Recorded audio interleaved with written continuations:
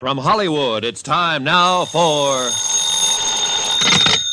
Johnny Dollar. Dave Elwood, Johnny, Northwest Surety. Oh, hiya, Dave. How's the family? Oh, growing like weeds. You wouldn't even recognize I it. guess not. It's been a long time. Say, you free at the moment, Johnny? Well, there's nothing going on here except the rent. What's on your mind? I don't know exactly. Maybe smoke, maybe a fire. I got a girl here in the You office. executives really live. Well, she's pretty enough to... Say, why don't you come on over here and meet her? Social, or do I get paid for it? You get paid. J. Dollar, gigolo, personal attention to Lonely Hearts, special Lonely rates. Hearts? Why'd you say that? Say what? Lonely Hearts. I don't know. Why? Is it a code of some kind? Well, you could call it that, I guess. What's it mean? Johnny, if this girl is telling the truth, it means murder.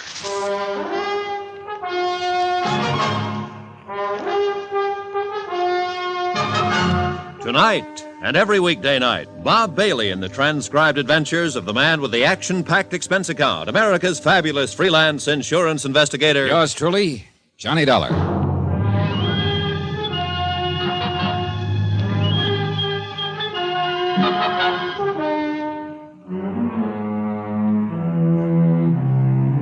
From Special Investigator Johnny Dollar to the Home Office, Northwest Surety Company, Hartford, Connecticut. The following is an accounting of expenditures during my investigation of the Lonely Hearts matter.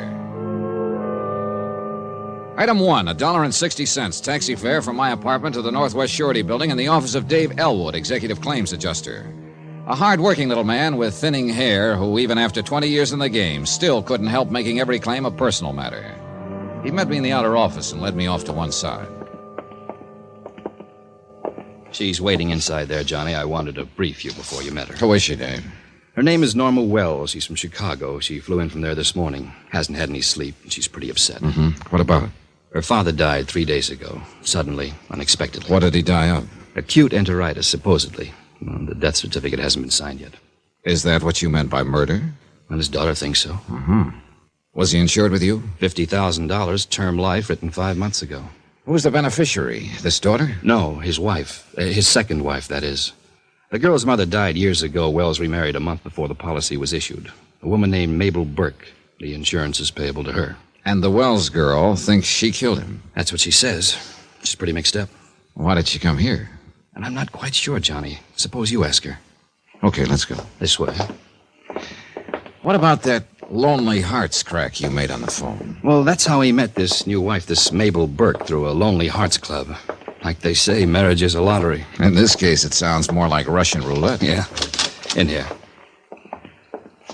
Miss Wells, this is Johnny Dollar. He's a specialist, an expert in this kind of thing. I'm sure he'll be able to help you.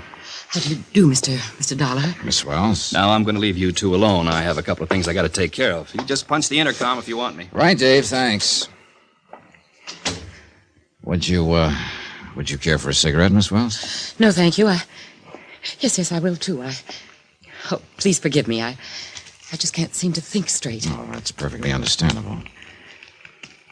Yeah. Thanks.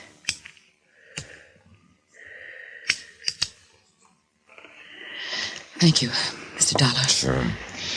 Forgive me for being so blunt, but when was the last time you had something to eat? Why, yesterday morning, I guess. Uh-huh. Dave. Yes, Johnny? Suppose you could send out for a glass of orange juice, a hot roll, a pot of coffee? Oh, sure. I'll have one of the girls go get it. Good, thanks. No, please. I really couldn't. You're really going to, though. You're shaking so hard you can hardly hold on to that cigarette. I know. It's so stupid of me. You and your father were pretty close, I imagine. Yes. Until he married her. What kind of a woman is she? Well, she's strange. It's hard to explain. She's sort of vague. Fuzzy around the edges, if that makes any sense. It's like she isn't even there sometimes, but away off somewhere in time or space. A little batty? Is that what you're implying? No, not really. She could be as sharp as a tack when she wanted to. But something about her, well, I was scared of her, Mr. Dollar. And I don't actually know why. I see. My father and I could never be alone. Somehow she always managed to be there, separating us, driving us apart. Did she ever say anything that would lead you to believe that? She didn't have to. Just being there was enough to... All right. I know what you're thinking. Father fixation, second wife, jealous daughter, neurotic imagination. It's a possibility, isn't it? No. Don't you suppose I thought of that? Made allowances for it? You think I'm a fool? I don't know what to think, Miss Wells. You told Dave Elwood you believed your stepmother had murdered your father. And so far, the only reason you've given is the fact that she was around all the time. Maybe he wanted her around. Maybe that's why he married her. Of course he wanted her around. That's not what made me suspicious. Then what did? The fact that he took out life insurance, named her as beneficiary? Not at the time. I wasn't suspicious at all, Mr. Dollar. Not until the night he died. Oh, I was hurt, yes, and I felt out of place, so... Well, I moved out of the house 3 months ago and took an apartment off the Loop. But I didn't have the slightest idea she might be planning to kill him. Did he carry any insurance before they were married? Some protection for you in case of... Oh, no, he didn't feel that it was necessary. He'd set up a trust fund, and there are some bonds and so on that I suppose will come to me. I see.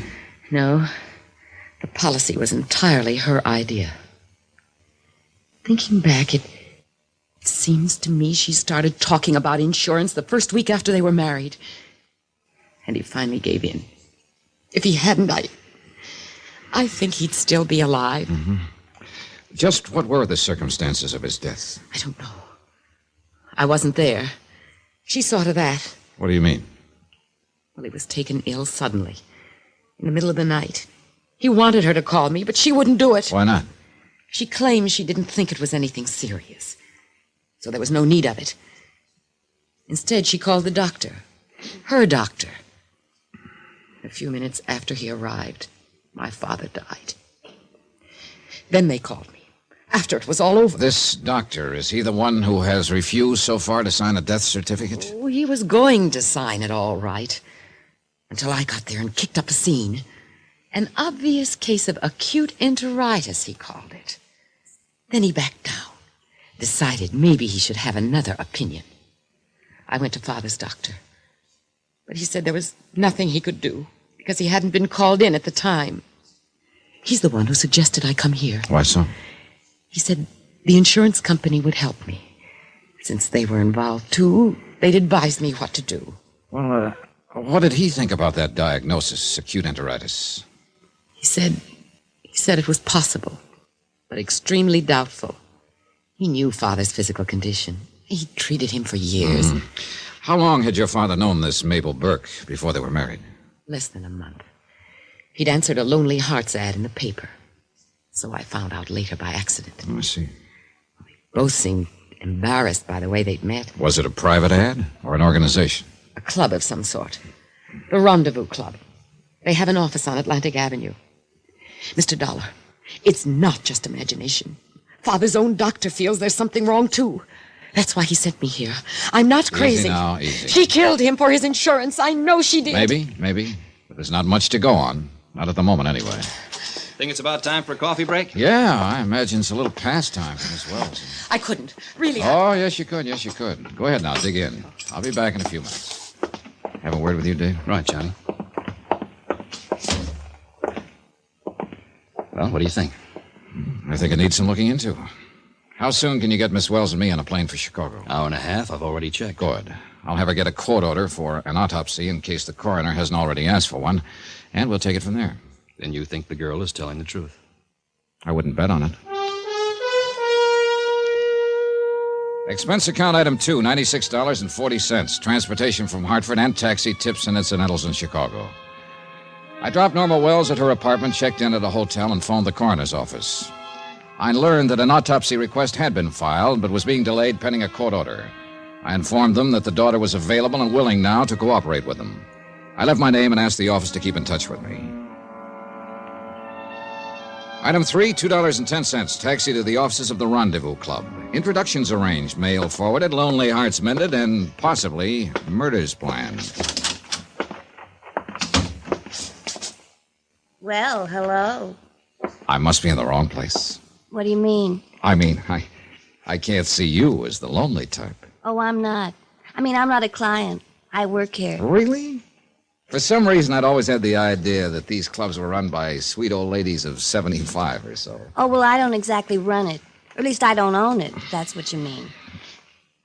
Hey, you're not a client, for gosh sake. Any rules against it? Well, no. Well, how do I go about it? I mean, becoming a client.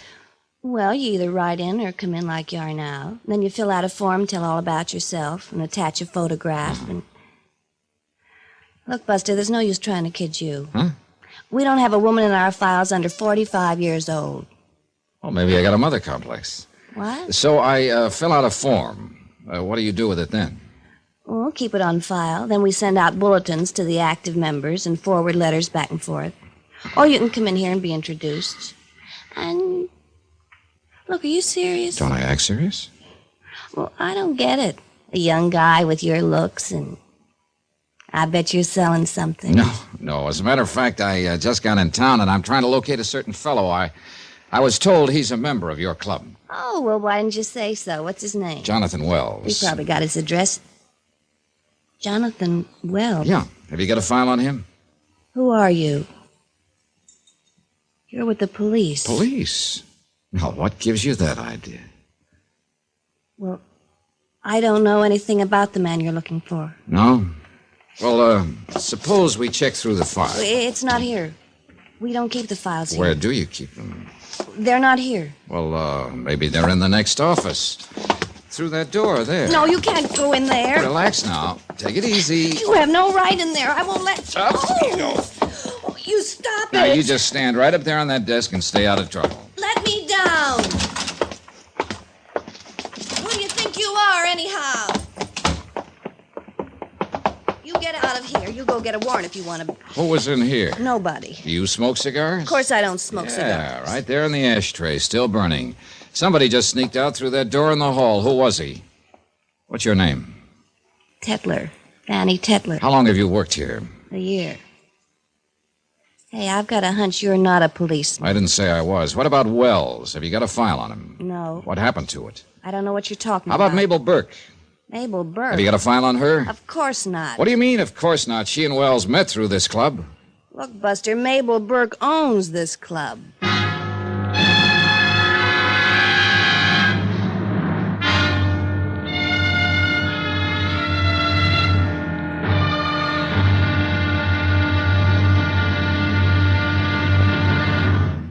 Now, here's our star to tell you about tomorrow's intriguing episode of this week's story. Tomorrow, another day, another husband, another death, and a sweet little old lady rocks and smiles. Join us, won't you? Yours truly, Johnny Dollar. From Hollywood, it's time now for...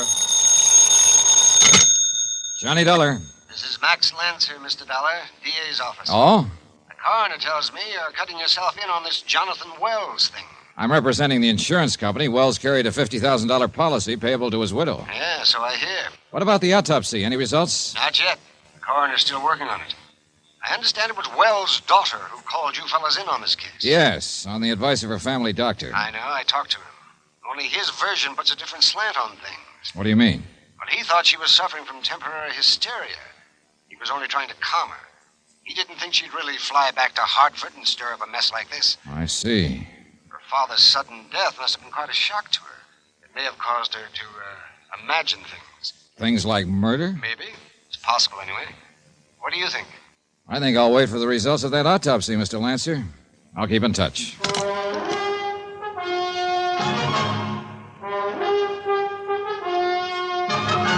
Tonight and every weekday night, Bob Bailey in the transcribed adventures of the man with the action-packed expense account, America's fabulous freelance insurance investigator. Yours truly, Johnny Dollar.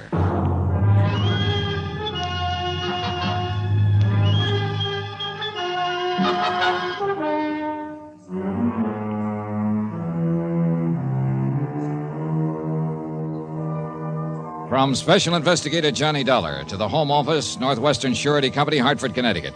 Assignment, The Lonely Hearts Matter. Location, Chicago, Illinois. Expense account continued.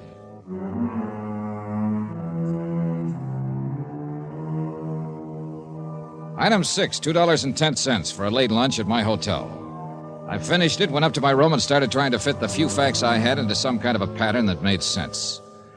Max Lancer at the DA's office might be right. Maybe it was nothing more than just hysterical suspicion. And she'd admitted herself that she was hurt and jealous when he married Mabel Burke. Sudden death could still be natural death. And yet, All I could do at the moment was wait for the results of that autopsy. Yeah? Mr. Dollar, Who is it? it's me, Norma Wells. Oh, all right. Just a minute. Come in, Miss Wells. Thank you. What's wrong? I'm scared. Of what? I don't know exactly. Oh? Well, here. Run over here and sit down. Oh, thank you. Yeah. Oh, what do you mean you don't know exactly? Could I be losing my mind, Mr. Dollar? If you were, you'd be the last one to think so. Now tell me what's happened.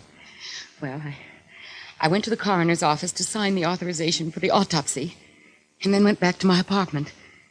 And a little while later, the phone rang, and when I answered it, there was nobody on the line. A wrong number, maybe. No. I mean, there was somebody on the line, but they didn't say anything. I kept saying hello, and then there was a click, and the line went dead. And that's all that happened? No. A short time afterward, I heard footsteps out in the hall. They stopped at my door, and I kept waiting for someone to ring the bell. When they didn't, I finally got up enough courage to open the door. There was nobody there. I see. A few minutes after that, the phone rang again. The same thing as before. I couldn't stay there any longer. I ran out and got a taxi and came here. Well, who do you think might be doing a thing like that, Miss Wells? I don't know, but somebody is. I'm not just imagining things. Max Lancer, the DA's investigator, seems to think you might be. I know. He talked to me at the coroner's office. That's why I came to you, Mr. Dollar. You've got to help me, please. Be glad to, but how? There must be something you can do. Yeah, I can wait for that autopsy report. And at the moment, that's about all I can do. Without some definite evidence of a crime, something stronger than mere suspicion, we don't have a leg to stand on. But suppose the report doesn't show anything. Well, then I wipe the egg off my face and go back to Hartford. But look, maybe she was clever enough to kill my father in some way that wouldn't show up in an autopsy. Such as? I don't know. But I do know, as sure as I'm sitting here, that she married him and got him to take out that insurance policy with the full intention of murdering him. Well, such things have been known, all right. Somebody using a correspondence club to contact wealthy pigeons. Did you know that your stepmother owns that Lonely Hearts Club? Owns it? That's what the girl in charge told me. A Fanny Tetler. Do you know her? No, I've never heard of her. And neither Mabel nor my father ever mentioned that she owned the place. She apparently has somebody running it for her. A man, I think. Any idea who he might be? No. He slipped out before I got a chance to see him. Smokes cigars. He left one burning in the ashtray. Wait.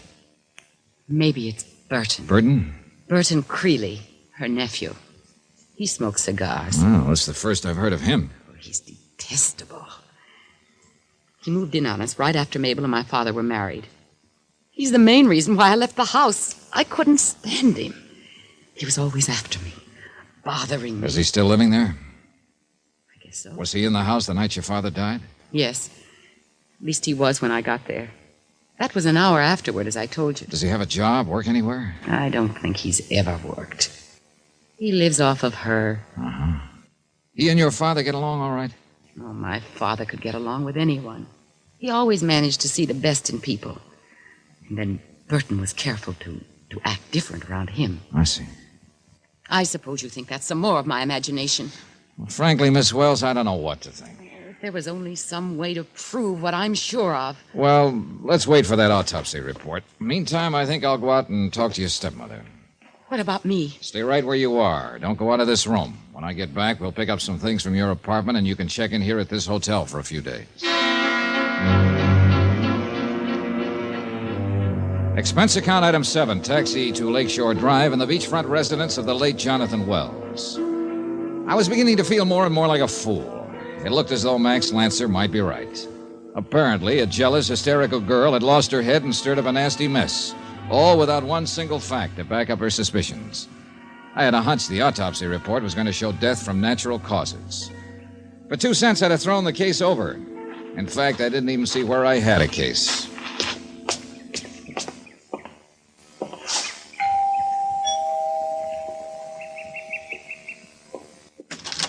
Good afternoon, young man. How are you? How do you do? Are you Mrs. Wells? Yes, that's right. Is there something I can do for you? My name is Dollar, Johnny Dollar. I'm representing the company that holds the insurance policy on your late husband's life. Oh, well, you must be mistaken. Mr. Morningby represents that company, young man. Mr. Matthew R. Morningby. Mr. Morningby is the local agent. I'm from the home office in Hartford, Connecticut.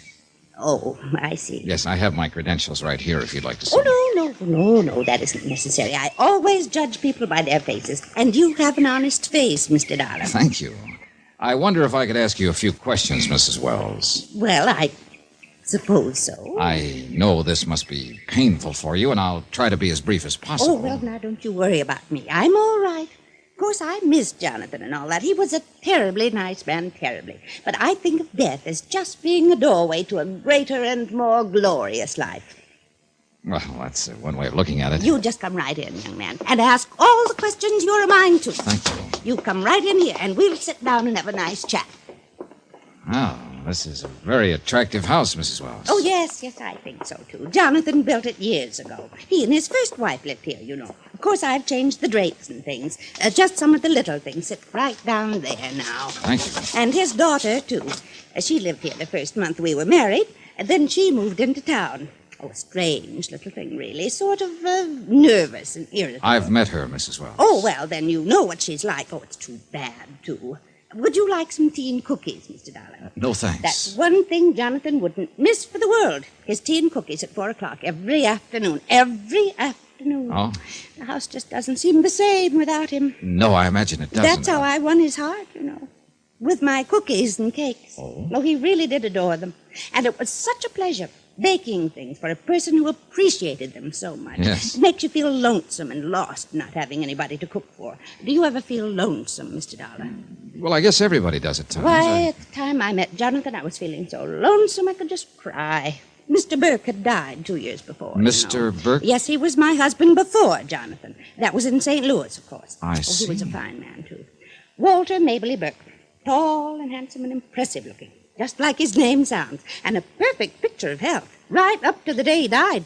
His death was sudden, unexpected? Oh, yes. A complete surprise. Acute indigestion, the doctor called it. Of course, I don't think he was quite as thoughtful as Jonathan. Jonathan was always so considerate. And he was a... Oh, my gracious, here I go, just rambling on and on. You didn't come here to listen to my silly little affairs. No, they're very interesting. Well, I've always tried to keep busy and keep my mind occupied. That's why I started in business. The Lonely Hearts Club. Oh, well, you've heard about it. Well, I admit I felt kind of foolish at first about starting it. I mean, you know how people josh about those kinds of clubs. It was Burton's idea, really. He's my nephew, you know. Oh, dear, I wish he were here this afternoon so you could meet him. So do I. He's such a nice boy. He thought I'd do real well at that kind of business, and he was right, too. Absolutely right. Oh, not money, you understand, but it was loads of fun meeting all those nice people, especially men, yes. I see. That's how I met Jonathan. So I was told. That's the way it happened. He wrote into the club, and I sent him my picture, and that's what started it. I remember when Burton showed me the letter, he said, Aunt Mabel, this one sounds like your kind of man, and he certainly was, too. Does Burton help you with the club? Oh, well, he runs it, really. He's such a sweet boy, and he works so hard. I just don't know what I'd do without Burton. I don't know what I'd do. Yes, I imagine he's a great comfort to Oh, you. you have no idea, Mr. Darwin. I suppose not. Well, I guess I'd better run along, Mrs. Wells. It's been such a pleasure talking with you. It seems like young folks nowadays don't often have the gift for conversation the way they did in my time. Well, things move faster today. Well, I certainly hope that company of yours moves fast, young man. Well- I have to start house hunting, you know. The estate and everything goes to Jonathan's daughter, and all I have is the insurance. Yes. Oh, it's such a bother, Mr. Dollar. The funeral and moving and all the details. Seems like I just have the worst luck with my husbands.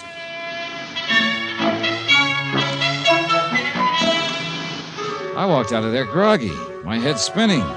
No wonder Norma Wells was nervous and hysterical. I felt that way myself after only a few minutes of it. And I still had no case, not one piece of evidence. I'd had a pleasant chat with a sweet old lady, a little on the dotty side, maybe, but that was all. Dead end. Max Lancer from the DA's office was waiting for me in the hotel lobby. You'll notice I'm holding my hat in my hand, Mr. Dollar. How come? It's a symbol of humility. You were right all along. According to the coroner's report, Jonathan Wells died from a dose of ground glass. So it's murder after all. Then in that case, do something for me, will you? From now on, I'm your man. Contact the authorities in St. Louis and have them check into a death that happened there about 2.5 years ago. A man named Walter Maberly Burke. Who's he? Mrs. Wells was married to him at the time. Uh-oh. Another murder? No, just a matter of bad luck. She told me so herself.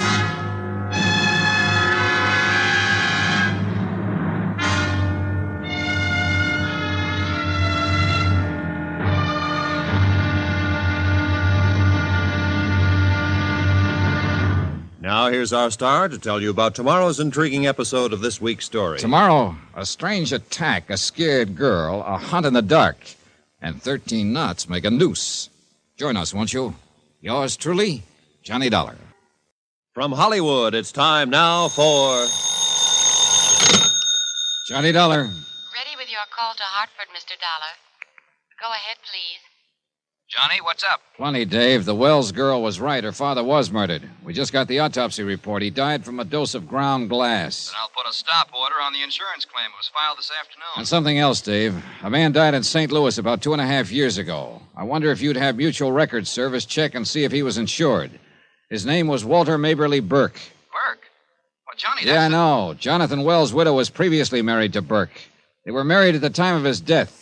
And he also died suddenly and mysteriously. Holy smoke. Just call her Murdering Mabel. Oh, you haven't met her, Dave. She's just a sweet old lady who's had a little bad luck now and then. And she regards death as the doorway to a greater and more glorious life. Oh? Well, that sounds very noble. It would, if she didn't keep slamming the door.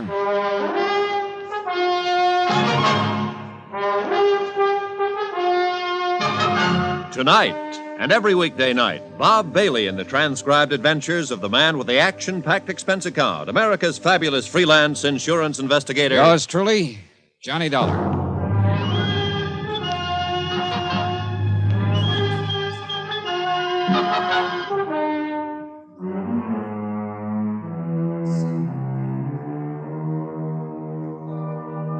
From Special Investigator Johnny Dollar, location Chicago, to the Home Office, Northwestern Surety Company, Hartford, Connecticut. Assignment, The Lonely Hearts Matter. Expense account continued.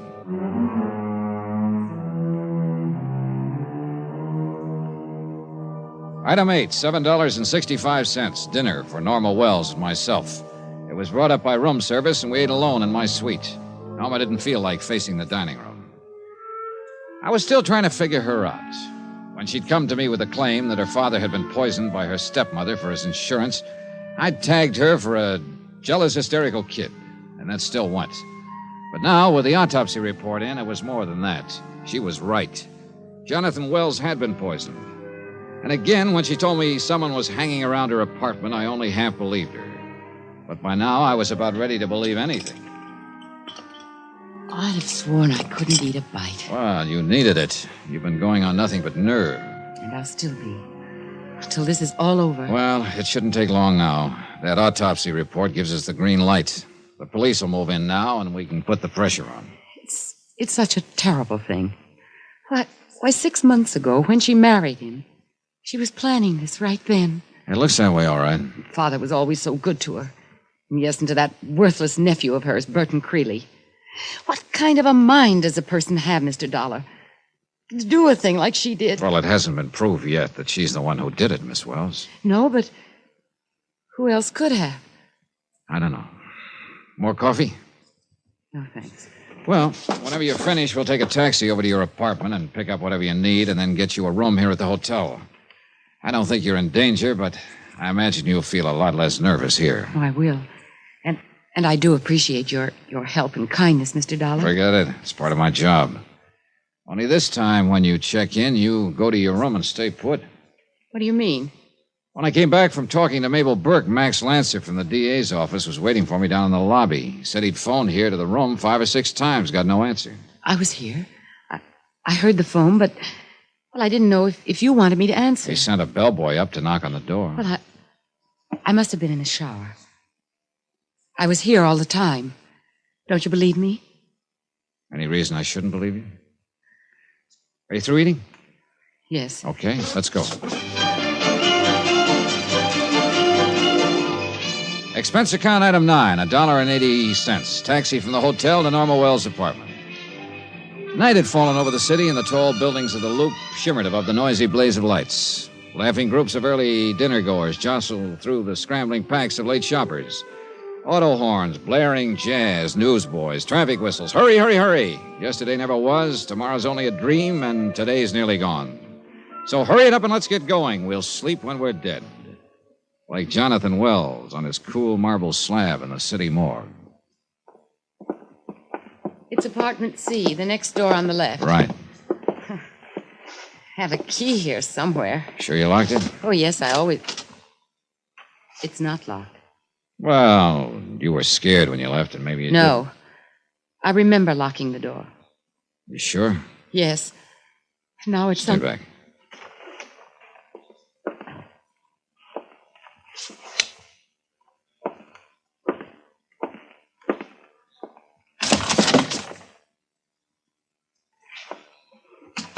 What is it, Mr. Dollar? Come on in. Oh. Oh, no. It looks as though you've had visitors, Miss Wells. The whole place turned upside down. Why would anyone want to do that? Looking for something, probably. For what? I don't know. Suppose you look around, see if you notice anything missing.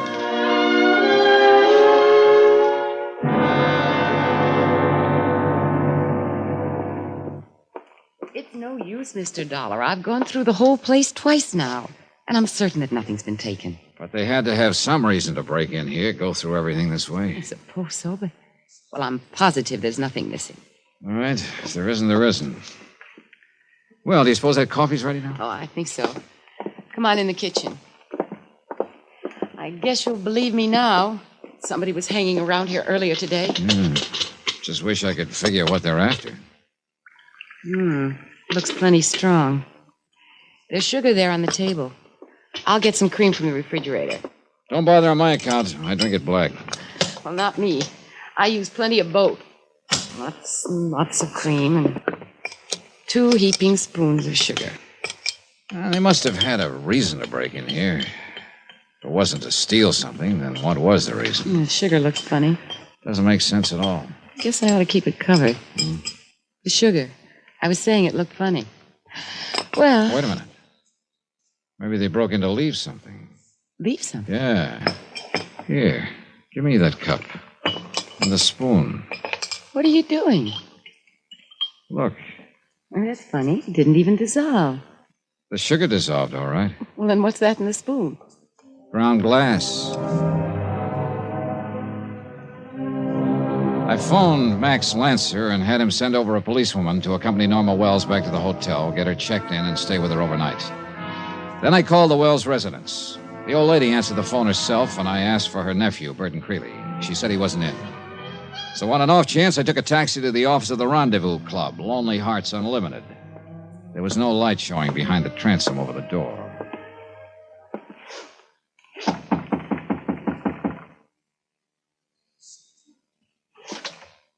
The door was unlocked. I fumbled around for a light switch, but somebody beat me to it. Get your hands up! Well, at least I found you in this time. What are you doing here? Who are you? Put that gun away, Creeley.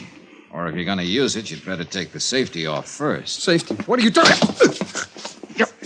All right, let go of it, Creeley. Thanks. You think you'll get away with this, mister? You're crazy. My mistake. The safety was off.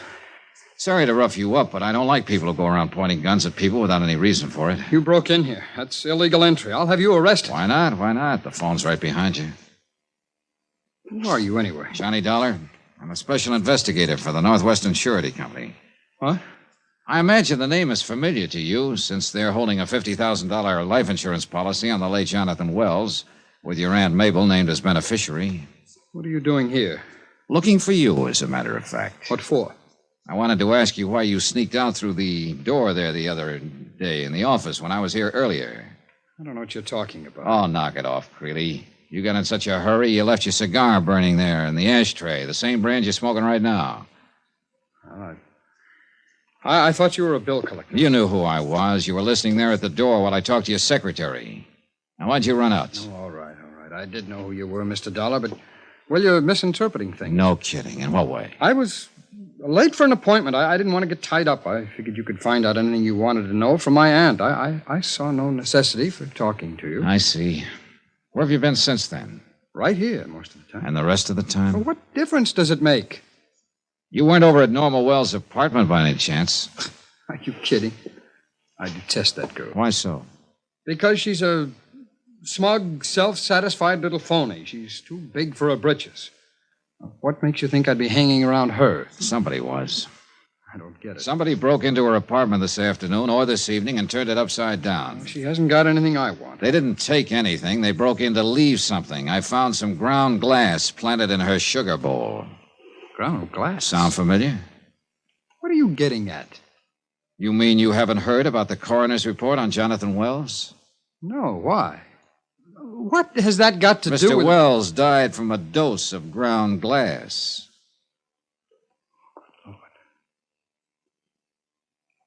You mean he was killed, murdered? I don't imagine he ate the stuff intentionally, do you? I can't believe it. Yeah, well, the police aren't having that trouble. I just can't imagine anybody. Such a nice guy. He always got along fine with everybody. Including you? Yes. We'd got to be good friends. What about his daughter, Norma? I don't really know. She blew a top and moved out a month after Aunt Mabel and Jonathan were married. Why? Jealous, I guess. She couldn't stand it to see her father pay any attention to anybody but her. Did they quarrel much? Jonathan never quarreled with anybody. No, she just seemed to go around with a mad on most of the time. She's a rare one, that girl. What do you mean? Oh, she seems to think of herself as a princess or something. I understand you made quite a play for it first. I suppose she told you that. Did you? I tried to be friendly to her, that's all. I don't know what she chose to call it. Mr. Dollar, I'm engaged to Miss Tetler, the girl that works here in the office. Mm-hmm. What do you do for a living, Mr. Creedy? I take care of this correspondence club for Aunt Mabel. I've got sort of a heart condition. I can't work too hard. I see. You know, it might be a good idea if you checked in with the police. They'll probably want to talk to you. Well, who do they think did it? Well, they haven't arrested anybody yet, but there are a lot of straws pointing in one direction. What direction? Toward your Aunt Mabel, I'm afraid. But that's ridiculous. Now, she may be a little vague, not quite all with it maybe, but she wouldn't do a thing like that. They're out to frame her, that's what they're doing. Who else had a motive, Mr. Creedy? But what about his daughter? She stands to gain by all this. She inherits the estate. Maybe she faked that burglary, planted the ground glass in her apartment herself. Have you thought of that, Mr. Dollar? Yeah. Yeah, I've thought of it.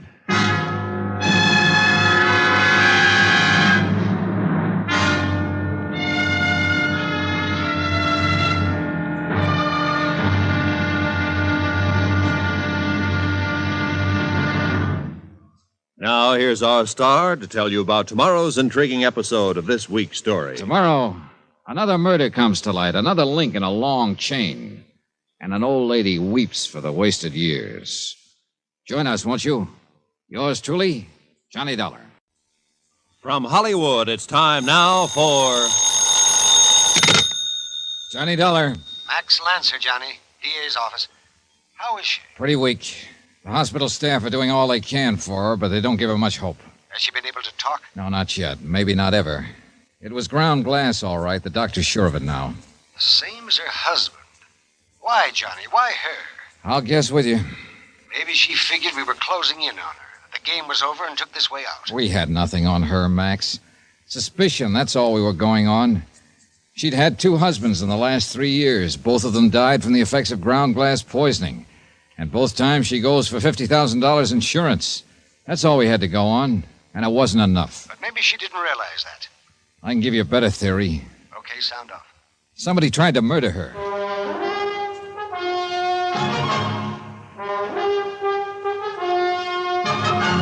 Tonight and every weekday night, Bob Bailey in the transcribed adventures of the man with the action-packed expense account, America's fabulous freelance insurance investigator. Yours truly, Johnny Dollar.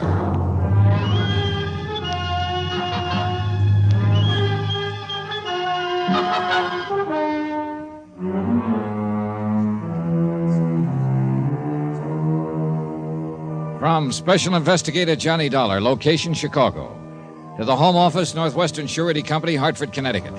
Assignment, The Lonely Hearts Matter. Expense account, final page. Item 15, $2.60. Sandwiches, cigarettes, and incidentals, which I had sent up from a lunchroom across the street from the hospital. It was evening again now. I'd spent the whole day in the lounge down the hall from the room where Mabel Burke Wells was fighting for her life. Fighting and slowly losing. I'd tagged her as a murderess, responsible for the deaths of 2 of her husbands. But then she herself had been struck down by the same poison. And now only she had the key to the puzzle. A key she might never give up. Calling Dr. Kenworthy. Dr. Kenworthy. Wanted in delivery room. Oh, hiya, Creeley. Any change yet in my aunt's condition? No, I just talked to the doctor.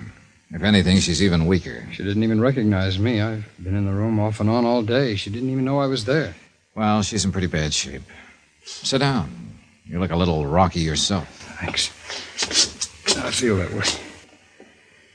Aunt Mabel's been a real mother to me. This is quite a shock. Yes, I imagine. Doctor says it's the same thing that killed Jonathan. Yes, that's right. Well, that just doesn't make any sense, Mr. Dollar. Say, tell me something. Did anyone come to the house to see your aunt? Either last night after Lancer left or this morning before I got there? And as far as I know, why do you think someone might have? I don't know. She'd already gone to bed when I came in last night. I left early this morning. It's possible, of course, but I don't believe anyone did. She never had any visitors. She's always been a lonely person, actually. Maybe that's why she started the Lonely Hearts Club. Yes, it was. I suggested the idea to her as a way to meet friends and be around people. She loved it. Why couldn't she and Jonathan's daughter, Norma Wells, get along? She's a strange girl. Always had a chip on her shoulder. I spoke to Jonathan about it once, but he just laughed it off. He said Norma just had too much possessiveness. Yeah, well, I guess it's natural. The 2 of them had been alone a long time, until he married your aunt. Mr. Dollar. Yeah? The police think that Aunt Mabel killed him, don't they? They've got some pretty strong reasons for thinking so. And the way she is now, dying in her, I suppose they think she did it herself? It's possible she did. Is that what you think? Oh, I'm not sure. Oh, come on over, Miss Wells. I didn't want to interrupt. Just making conversation. You 2 know each other, I guess. Yes. Well, I think I'll get out and get a cup of coffee. I'll see you later, Doc. I can't stand that man. So I gather. How is she? Not much change. Couldn't bear just sitting in that hotel room wondering what was happening. She hasn't been able to talk? No, not yet. I don't understand it. My father died less than 2 hours after he was first stricken. Difference in constitution, maybe. Different dosage. She's too mean to die. I'm sorry I said that. It was cruel and heartless, but that's the way I feel. I can't help it. When I think of my father, so kind and gentle, murdered in cold blood by that woman. If she did do it, then why this? You mean the same thing happening to her? That's right. Remorse, maybe, if she's capable of it. Or fear. I don't know why. Maybe she's insane. I've always thought she might be. Oh, she's sane, all right. As sane as any of us. And what do you think happened to her? Oh, I don't know. We probably never will know. She'll die without talking, and there'll never be any proof. That's a possibility. That worthless nephew of hers will collect the insurance, I suppose. That's not my department. But under the circumstances, I think he'd have a legal claim. It's horrible. Mr. Dollar. What is it, nurse? She's conscious, and she wants to see you. She was a dying woman. I could see it the moment Norma Wells and I walked into the room. I sent the nurse to find her nephew, Burton Creeley, and he slipped in quietly a few seconds later. The old lady lay back on her pillows, smiling to herself as usual, bright-eyed with a last burst of false vitality. Death was only minutes away. All of us knew it, and she knew it too. My gracious. All of you look so serious. But it was nice of you to come. It keeps a body from feeling lonesome. You save your strength now, Mrs. Wells. What on earth for? The body can't enjoy the last few breaths. It might as well not be living. Please, Aunt Mabel, Don't you please me, Burton Creeley. Straighten your tie. You look a fright. My, Certainly nice to see you here, Norma. I just... always said to Jonathan, it's just a crying shame that Norma and me can't hit it off better. He just laughed and Mrs. said, Wells. Be quiet, young man. I know what you're after. All in due time. As a matter of fact, that's why I wanted to see you. I've been in my senses for the last hour, but I just didn't let on. I wanted a chance to think. I'm about to die, you know. Aunt Mabel, don't talk that way. Oh, simmer down, Burton. Death is only the doorway to a more glorious life. You remember that. Mr. Dollar, I didn't do it. I know. I finally came to that conclusion myself. Too late. You mean you're not surprised? No. Well, at least it's a help that I don't have to convince you.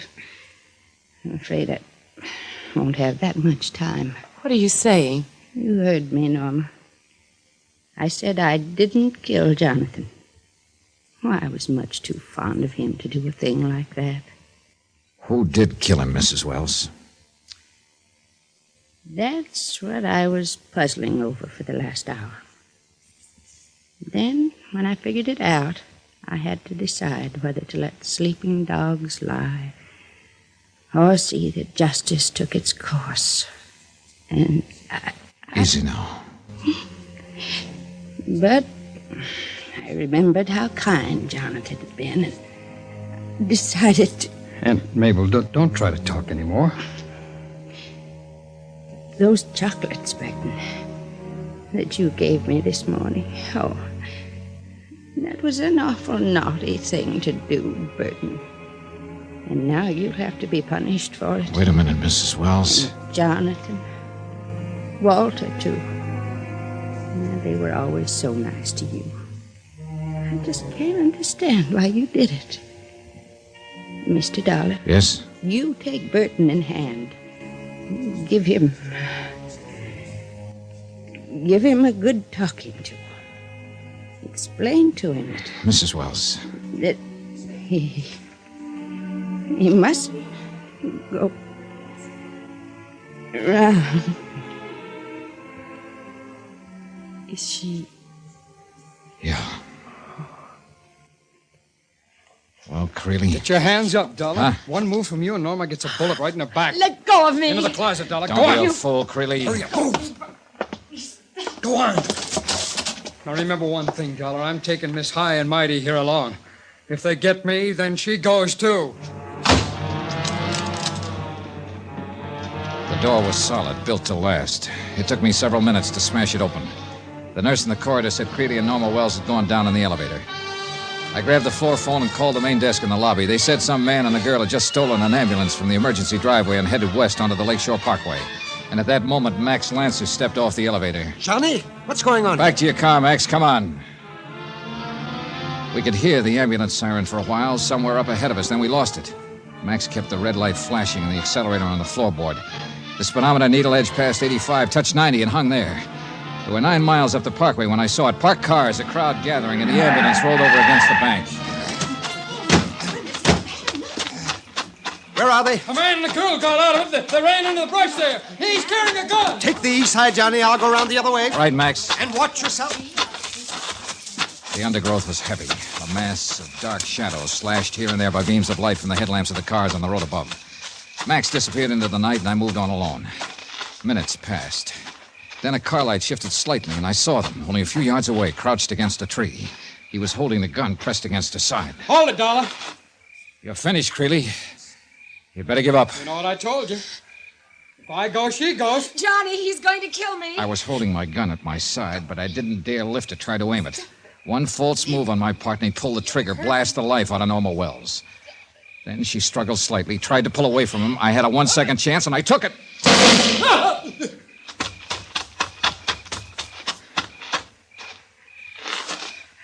Are you all right? Yes. Yes, I'm all right.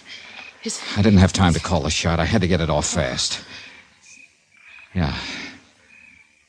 Looks like it caught him in the heart.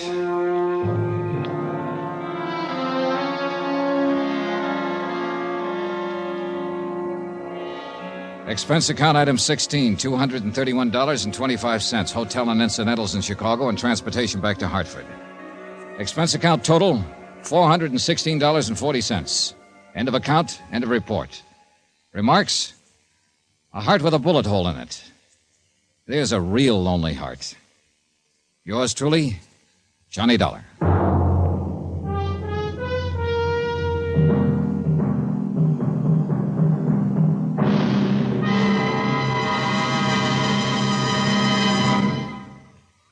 Now, here's our star to tell you about next week's intriguing story. Next week, the Callicles matter, which is just another way of saying the Greeks had a word for it. Join us, won't you? Yours truly, Johnny Dollar.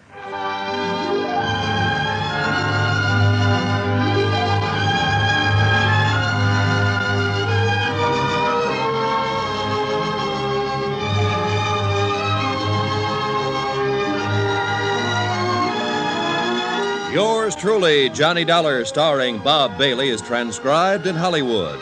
Written by Les Crutchfield, it is produced and directed by Jack Johnstone. Heard in this week's cast were Lucille Meredith, Mary Jane Croft, Virginia Gregg, Herb Ellis, Howard McNear, and Stacey Harris. Musical supervision by Amerigo Marino. Be sure to join us on Monday night, same time and station, for another exciting story of yours truly, Johnny Dollar. Roy Rowan speaking.